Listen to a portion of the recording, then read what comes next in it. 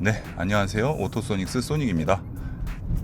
이번 리뷰는 현대자동차 산타페입니다. 산타페 리뷰고요. 비포장, 도로 상태가 안 좋은 길, 그 길을 먼저 가서 SUV로서의 어느 정도 진동이 있는가, 그 부분을 좀 먼저 체크를 해볼게요. 일단 지금 요 주행하는 모델은 기본형 모델이고 그 가솔린이에요. 2.0T 가솔린 모델입니다. 이게 그 우리나라 같은 경우에는 미국과 같이 유로6 디젤 차량 배출가스 환경 기준을 가지고 있어요. 그러다 보니까 2016년도에 폭스바겐 디젤게이트 사건이 터지고 그게 아우디, 포르쉐, 뭐 기타 브랜드까지 쫙 퍼져나갔죠. 그리고 최근에는 이제 그 BMW 디젤 자동차 2.0 디젤에 문제가 발생이 되었습니다. 이런 식으로 환경 규제를 맞추기가 상당히 어렵고요. 디젤 자동차를 주로 타는 저의 경험으로 봤을 때 솔직히 기존에 타던 유로5 기준의 디젤차를 tas을 때는 정차 중에 엔진 진동이라던가 아니면은 뭐 내가 운전하면서 디젤인데 좀 거북하다, 좀 이건 스트레스다, 이런 불만이 별로 없었는데 유로6로 바뀐 다음에 정차 중에 공명음, 부밍음, 막 DPF 돌 때부터 막 진동 생기고 이런 게 엄청 스트레스예요. 왜냐면 배출가스 기준을 맞추기 위해서 흡기에서 나왔던 거를 DPF 통해서 다시 이제 앞으로 갔다가 다시 이제 배출로 갔다가 이런 식으로 복잡한 과정을 거치다 보니까 그냥 뒤로 그냥 배출가스 빡 빠지면 엄청 빨리 나가고 연비도 좋고 진동 소음도 적을 텐데, 연비, 출력 이거를 유지하면서 그렇게 하려고 하다 보니까 문제가 막 빵빵 터지는데, 사실 이게 연비 부분에서 신경을 안 쓸 수가 없어요. 제가 지금 리셋을 하고 이제 주행을 해서 이따가 이제 연비를 말씀을 드릴 건데, 연비를 신경을 안 쓸 수가 없습니다. 우리나라 사람이 대한민국이라는 나라가 뭐 땅덩어리가 좁다고들 하시는 분이 많은데, 실질적으로 봤을 때 이동거리나 이런 부분을 보면 짧다라고 말을 하기도 좀 애매해요. 근데 문제가 되는 게 디젤 승용차나 디젤 SUV를 탈 때 시내 주행에서 가다서다 이런 식으로 주행을 하다 보면 매연이 꽉 차게 돼요.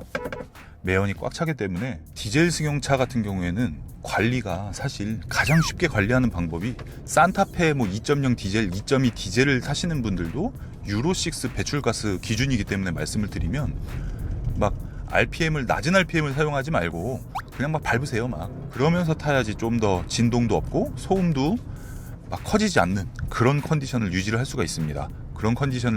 있는데, 이 산타페 가솔린 엔진에 대해서 이게 익숙하신 분들은 뭐 그냥 타시면 되는데, 리뷰하는 사람 입장에서 제가 산타페와 비슷한 가격대, 수입 SUV로 치면 볼보 XC40 가솔린 모델, 아니면은 폭스바겐 티구안 디젤 모델, 뭐 요 정도가 비교 대상이다라고 볼 수가 있어요. 솔직히 벤츠 GLC하고 BMW X3 요 급을 이제 산타페랑 비교를 하면 이런 낮은 속도, 지금 규정 속도 내에서 주행을 할 때도 차이점이 좀 있어요. 좀 많이 납니다. 여기서 스티어링이 이렇게 갑자기 이렇게 움직일 때 있죠. 지금도 뒷바퀴 왼쪽이 조금 이렇게 붕 뜬 느낌, 그런 느낌이 났거든요. 벤츠 GLC하고 BMW X3랑 비교하기는 조금 애매해요. 근데 포지션이 우리나라 사람들은 보통 차량 크기로 비교를 하다 보니까 뭐 BMW X1이라든가 아니면 뭐 벤츠 GLA랑 내 산타페를 비교하는 건 좀 그렇지 않냐라고 말씀하실 수가 있는데, 산타페 같은 경우에는 다른 독일 브랜드의 소형 SUV랑 비교를 하면서 가격으로 봤을 때는 실내 공간이 굉장히 넓다는 거, 실내 공간의 거의 끝판 수준이라는 거, 그런 점이 참 칭찬해줄 부분인데, 이 차가 가솔린이라서 경쾌함이 있긴 있어요. 가솔린 모델이기 때문에 경쾌함이 좀 있긴 있는데, 이렇게 탄력받다가 밟았다가 탄력받다가 밟았다가 할 때는 어느 장단에 맞춰야 될지 조금 가물가물할 정도로 가속 페달의 반응이 좋진 않아요. 반응이 좋지 않다고 하는 거는, 내가 밟은 만큼 차가 요만큼 나갔었어. 그래갖고 내가 이걸 기억을 하고 있다가 그 다음에 이제 또 그렇게 밟았는데 그만큼 나가질 않는 거죠. 그런 부분이 저는 조금 느껴지는, 그 논점에서 봤을 때 가속 페달의 느낌이 좋지 않다. 나는 이 응답 자체가 마음에 들지 않는다 라고 볼 수가 있는데, 커브길을 이렇게 가잖아요. 여기 주행 모드에서 이제 드라이브 모드를 에코 말고 스포츠를 놨을 때 이렇게 밟으면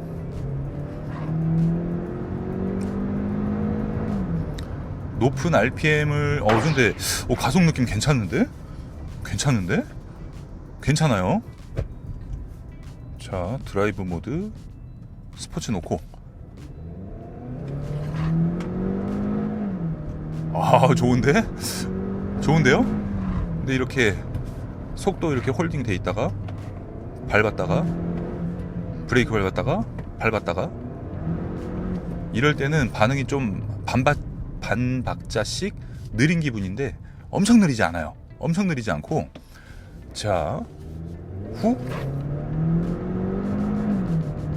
이게 제가 되게 좋게 느끼는 부분이 뭐냐면, 별 스킬을 부린 것 같진 않아요. 현대에서 별로 막 그렇게 막, 잠깐만, 주행 모드를 바꾸고 다시 컴포트로, 스마트가 있네?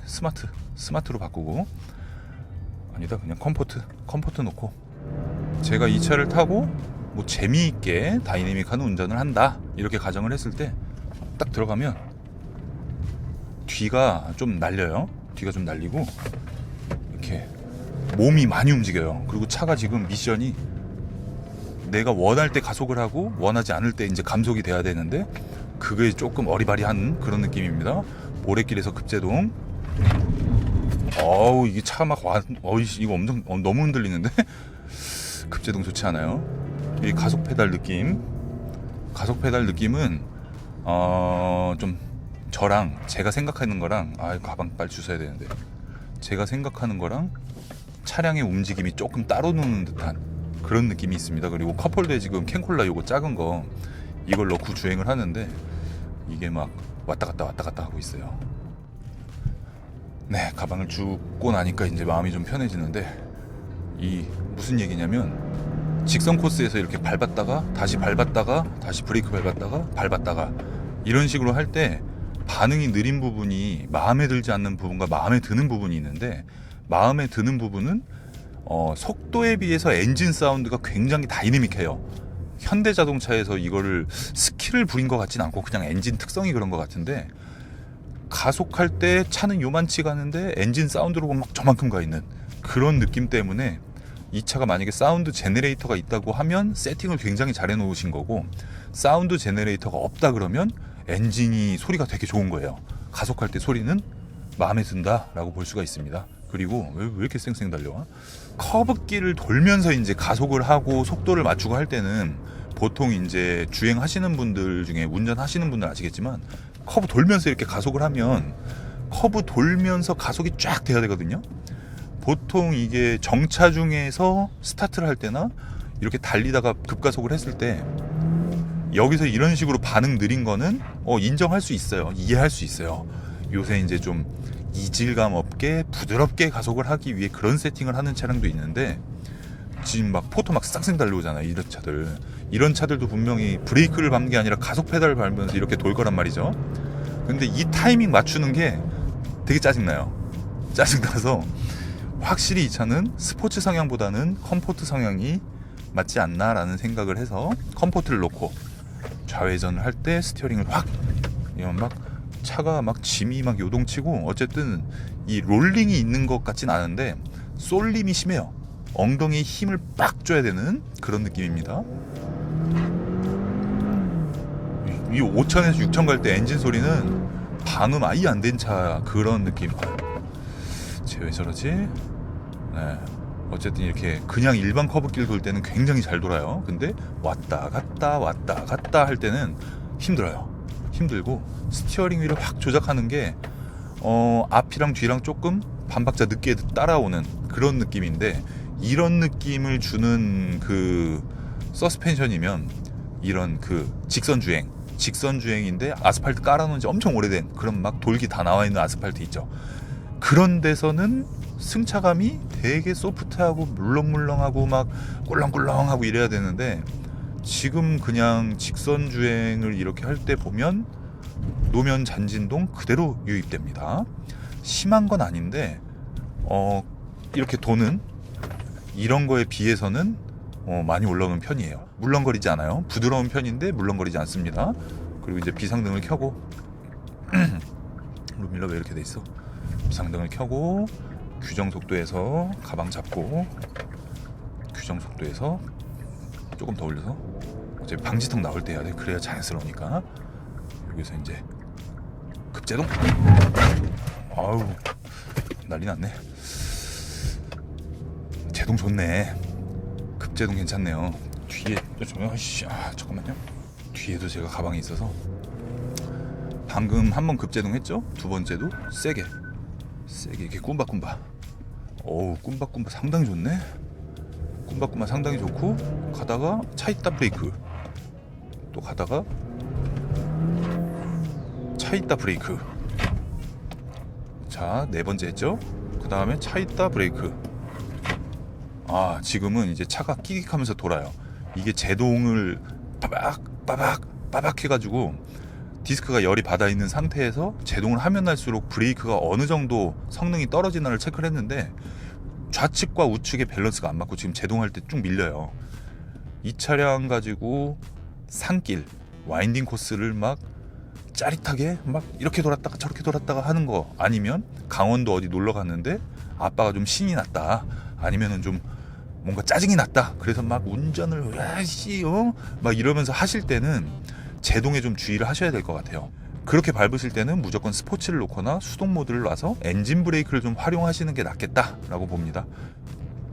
좀 전에 앞에 있는 트럭이 브레이크를 밟았을 때 이제 띠띠 하고 경고등을 알려줬거든요. 경고등을 알려주는 거나 반자율 주행할 때 이렇게 좌측 우측 맞춰주는 거나 이런 거 봤을 때 이 전자장비는 대한민국이 진짜 좋아요. 대한민국이 잘 만들고, 디젤 자동차에서 이제 전기차로 변화하는 시점인데, 이럴 때 전 디젤차 삽니다. 이럴 때 오히려 가솔린이나 전기차는 좀 완벽해졌을 때 그때 사자 이런 느낌인데, 벤츠에서도 이제 EQ라고 전기차에 주력을 하겠다 이렇게 하고 있고, BMW에서는 이미 수년 전부터 i 시리즈의 전기차를 만들어 왔어요. 근데 그 차량들에 BMW 삼성 SDI, 벤츠는 LG화학, 그리고 이번에 폭스바겐이랑 삼성 SDI랑 또 계약했죠. SK 이노베이션. 이런 식으로 2차 전지 부분에서도 한국 기업들이 많이 쫙 깔려 있다는 점에서 현대차와 기아차가 전기차로 이렇게 변화할 때 유리한 점도 분명히 있지 않을까라는 생각이 드는데, 그 전 단계에서 내가 가솔린을 살까 디젤을 살까, 이 논점에서 제가 이제 주행을 해보면 가솔린에서도 이렇게 좀 부드럽게 나가진 않아요. 부드럽게 나가진 않는데, 그래도 그 부드러움의 정도와 운전자가 느꼈을 때 이 발의 만족감, 이 부분에서는 아무래도 가솔린이 낫지 않을까라는 생각을 하면서도, 지금 이제 여러분께서 이제 보셨듯이 일반적이지 않은 패턴의 운전을 했는데, 지금 현재 트립 컴퓨터에 알려주는 평균 연비는 리터당 4.9km예요. 이 점에 있어서 만약에 디젤 자동차로 제가 이런 식으로 주행을 했다고 치면 연비가 그래도 리터당 한 8.8km 요 정도 나왔을 겁니다. 리터당 연비가 한 4km 정도 차이 난다는 점, 그리고 이렇게 오르막 갈 때 이런 식으로 잠깐 밟았을 때 있죠. 잠깐 밟았을 때는 디젤에서 이제 토크감이 더 좋다, 그런 부분. 그리고 이제 기름값이 디젤이 또 싸죠. 주유하는 주기도 길고, 그런 부분에 있을 때는 아직까지는 그래도 좀 디젤이 유리한 점이 있지 않을까라는 생각을 하면서도, 산타페를 운용하시는 분 중에 출퇴근 거리가 긴데 고속도로를 내가 정속 주행하는 시간이 길다고 하면 디젤차가 맞아요. 디젤차가 연비에서 게임이 안 되게 좋은데, 가다 서다 한 1시간 동안 정체길이다 이런 사람은 디젤을 사지 말고 가솔린을 하셔야 되는 게 맞다고 봅니다. 네. 그래서 이 모델은 디젤이냐 가솔린이냐 선택하는 부분에 있어서 본인의 주행 패턴에 맞게 선택을 하셔라 라고 말씀드리고 싶은데, 오토소닉스 채널에 디젤과 가솔린 편에 대해서 리뷰가 올라갈 거예요. 소닉 스튜디오에서 올라갈 거니까 그 점을 좀 참고하시면 되겠고요. 주행하면서 리뷰 2편에서는 지금 내용과는 좀 다른 내용과 다른 분위기로 리뷰를 연속으로 이어갈 거고요. 1편에서 시청을 끝내시고 나서 2편도 시청해 주시기 바라겠습니다.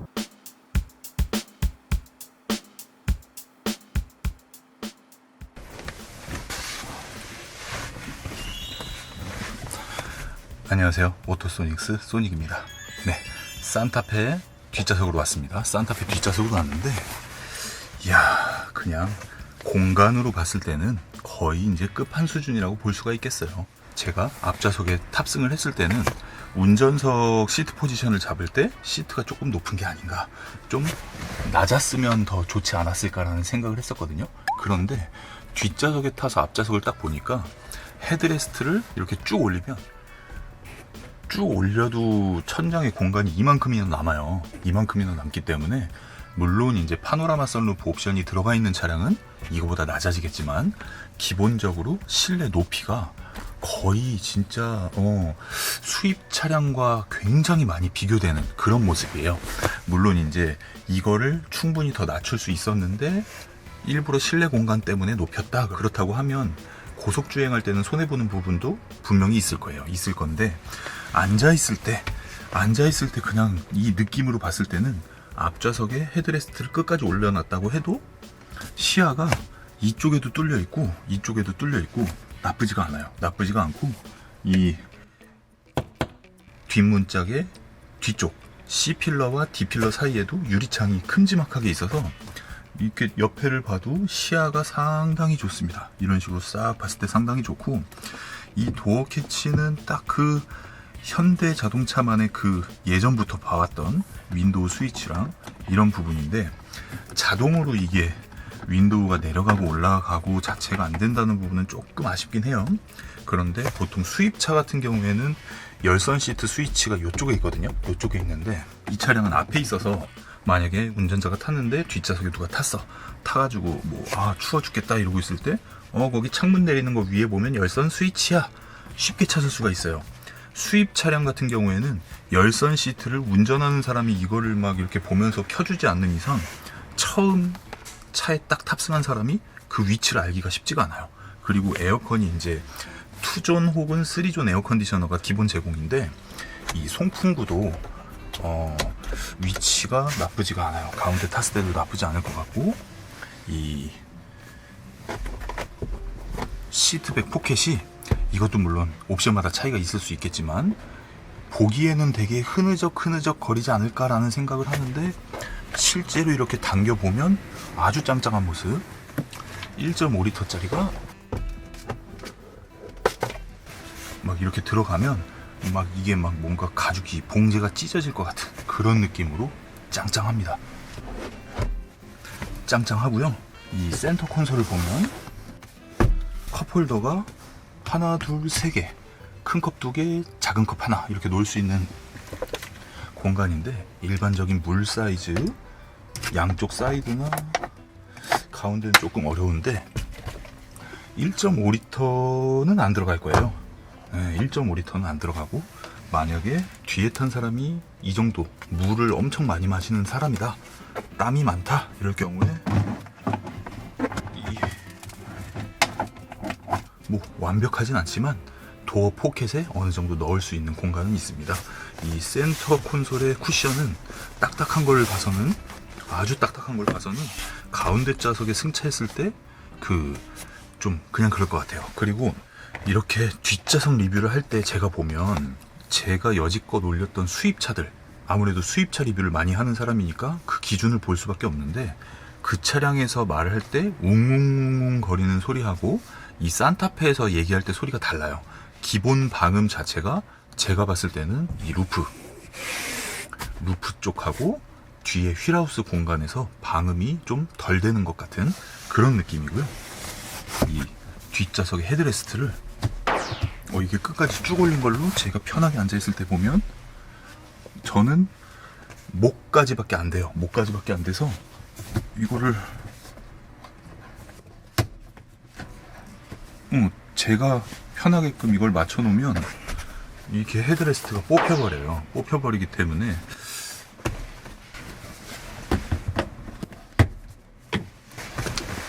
가장 높였을 때도 만약에 제가 뒷좌석에 앉아 있을 때 흠이 추돌사고나 아니면 어떤 사고가 났을 때는 좀 안전하진 않다. 이 머리를 지지를 해주지를 못하기 때문에 꽝 하고 때렸을 때 목에 엄청난 충격이 올 것 같은 그런 단점도 있습니다.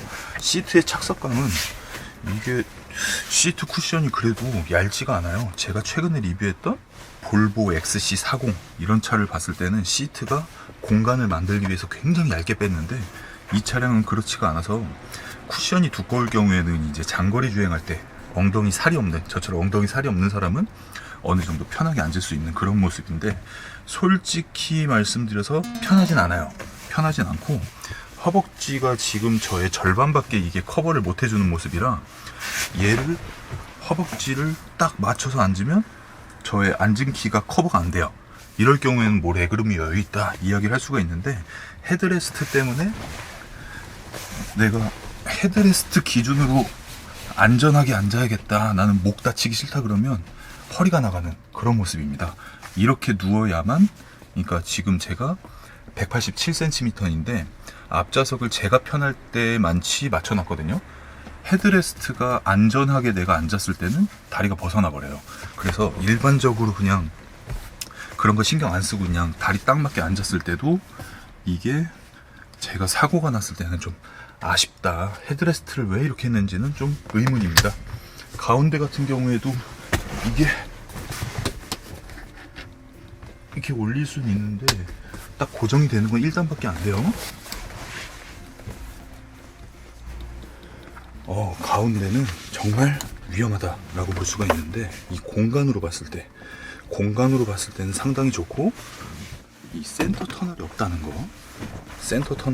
거는 마치 아예 평평하진 않아요. 발을 놨을 때 이질감은 좀 있습니다. 이 양 끝에가 조금 뜨기 때문에 여기가 이렇게 올라와 있어서 발을 이렇게 딱 맞춰서 놓지 않고 그냥 양쪽으로 놨을 때는 발이 이렇게 대각선으로 되는 그런 모습 때문에 완전 편하다라고는 할 수가 없는데 그래도 뭐 나름 나쁘지 않고, 역시 대한민국 자동차답게 12V C거잭이 아니라 5V USB 스마트폰을 뒷좌석에 충전을 하면서 이런 공간에, 제가 노트 8인데 노트 8 두 개를 이런 식으로 할 수는 있을 거예요. 근데 막 주행을 막 하면 뭐 이렇게 잡소리 나겠죠.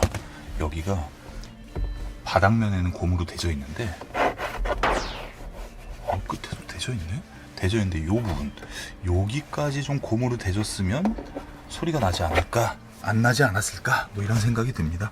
도어 트림 같은 경우에는 이렇게 고급스러운 느낌은 없는데 가장 눈에 띄는 최상단 부분은 그래도 가죽 같은 척하는 플라스틱, 도어 캐치가 있는 이 중간 부분은 아주 저렴한 플라스틱, 손잡이를 만지는 느낌에서 요 안쪽 같은 경우에는 그래도 인조 가죽이 되어 있는데 이 손을 넣어서 문을 닫을 때 이렇게 열었다가 문을 닫으려고 손을 딱 안에 넣었을 때 느낌은 아주 별로예요. 아주 별로예요. 손을 넣었을 때 반지를 이렇게 끼고 있으면 이렇게 닿는 느낌. 여기를 깨끗이 청소하고 쓴다고 해도 이 기본적인 플라스틱 느낌이 좀 아쉽다. 이런 데는 조금 더 좋은 플라스틱을 썼으면 좋겠다. 이런 욕심이 납니다. 오디오 하는 그 입장에서 봤을 때 스피커 위치는 나쁘지 않은데 안전벨트를 했을 때 시트벨트 이렇게 딱 하면 여기도 가죽으로 이렇게 감싸져 있네. 시트벨트를 딱 하면 이게 얘도 마찬가지로 제 키에 앉아 있으면 이게 그 어깨에 있어요. 어깨에 있어서 이 시트벨트가 마찬가지로 딱 맞춰서 앉아 있을 때는 아까 말씀드린 것처럼 헤드레스트가 딱 맞게 이렇게 설계된 것 같아서 이 부분은 뒤에 탑승하는 성인이 남자분이 됐든 여자분이 됐든 175cm 175cm가 넘어가시는 분들은 헤드레스트를 끝까지 위로 올리고 그 기준으로 앉는 게 오히려 낫겠다라는 생각이 들 정도로 이 안전에 관한 부분 논점에서 보면 그렇다고 볼 수가 있어요. 근데 이게 안전벨트를 딱 끼울 때 같은 경우에는 이게 느낌이 좋았는데 뭔가 이 시트벨트 요게 이렇게 덜렁덜렁 하거든요. 뺄 때 느낌이 이게 이 정도 유격이 있어요. 이 정도 유격이 있다는 거는 내가 시트벨트를 하고 빡 하고 사용할 때 있죠. 시트벨트를 하고 있다가 막 이렇게 사용을 할 때 여기서 좀 유격이 벌어질 것 같은 그런 느낌이라 이거는 좀 좋지 않다.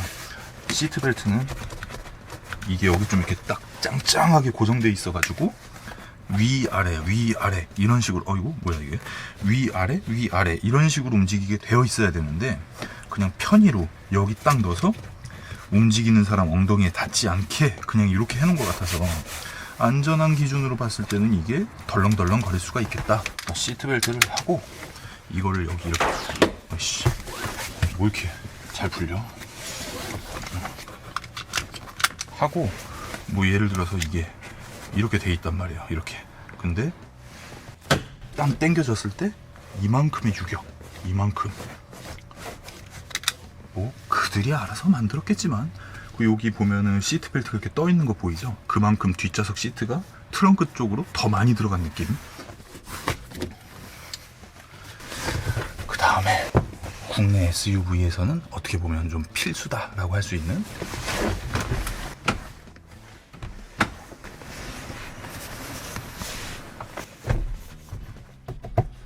꽤나 평평한 모습. 근데 여기가 카페트가 조금 이렇게 연장으로 덮였으면 하는 아쉬움은 좀 있는데 꽤나 평평하게 되어 있고 이렇게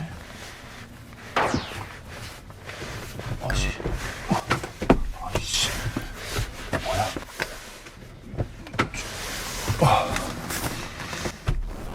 이게 더워. 옆에 있는 사람이 이렇게 할 때는 조작이 굉장히 어려워요.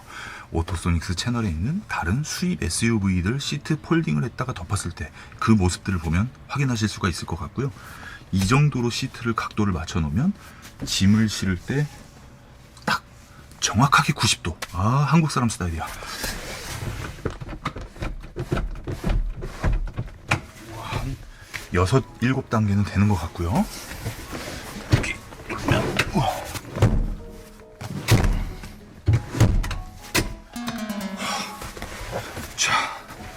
이게